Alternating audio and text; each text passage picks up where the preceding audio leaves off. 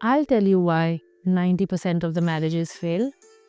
Because they start with sex, but they also end with sex. There's nothing phenomenal that happens when two people come together.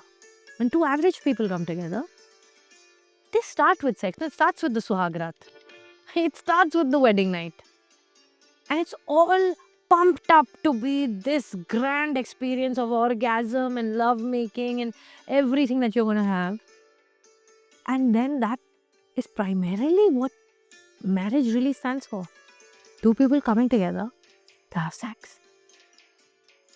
But it doesn't ever move beyond that. It doesn't move to the higher values of marriage. It does not move to, let's say, sing.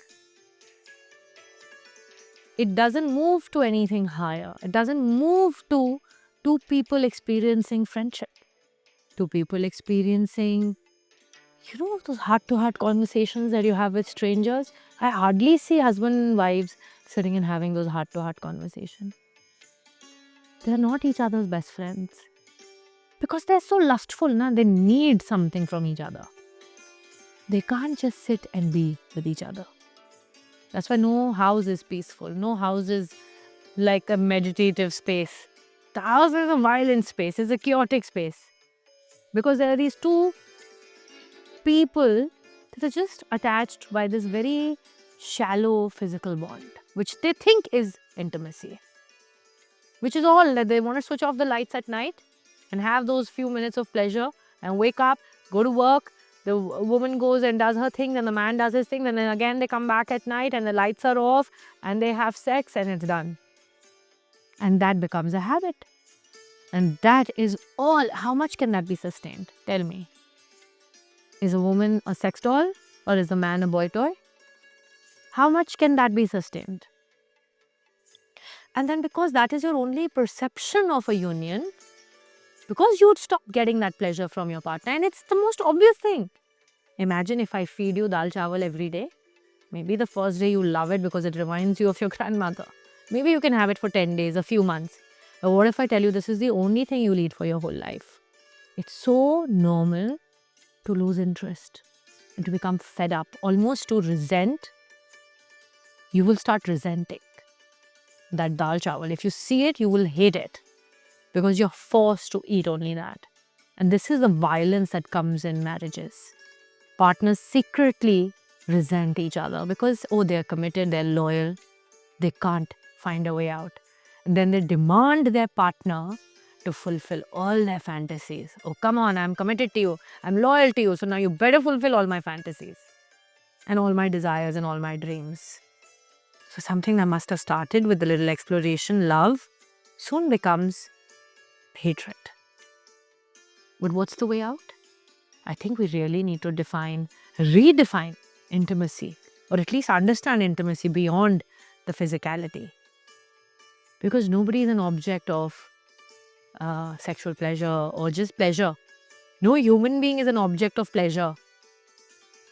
Nobody owes anything to you. Stop getting into a relationship just to derive pleasure from the other person. Or you just get a dildo. Better to get a dildo or get some sex toy instead of using a person like that. And because they fail to please you all the time, you shame them. You hit them. Because violence comes in relationships. I mean, I've seen it everywhere. Or people cheat.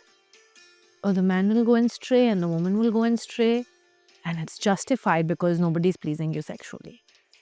We justify this, right? Because sex is such a need.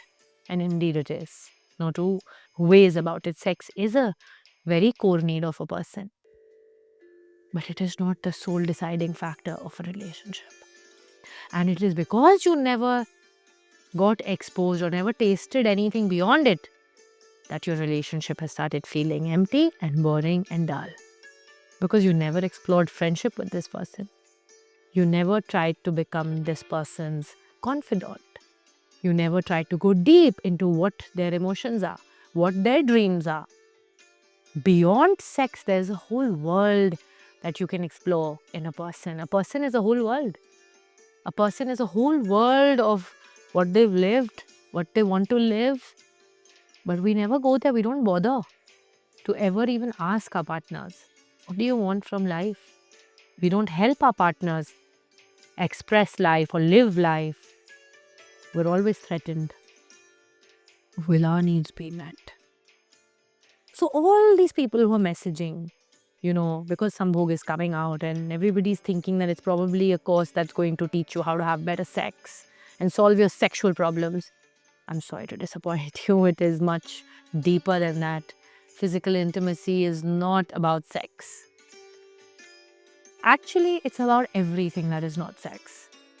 That's the strange secret of physical or spiritual or ecstatic union that two people can experience. The less sex you have, and the more you do of all the other things that I'm going to teach you, you'll actually notice a better relationship, deeper intimacy with the same person. But you have to evolve and mature and at least recognize that your method might not be working. Because what your method offers is having sexual pleasure every day, or at least on demand. That's like a Swiggy and a Zomato. But I'm sorry, intimacy is not something that you can just click and get. Intimacy is a journey. Intimacy is something that often will involve never even touching a person. The people that you've had the greatest bonds with are mostly your friends or someone you remember who you might not even have had a sexual encounter with. But yes, your spouse is someone who can have sex with you. But that's not the sole deciding factor of a relationship. You will deprive yourself of ecstasy if you don't learn the rules of physical intimacy.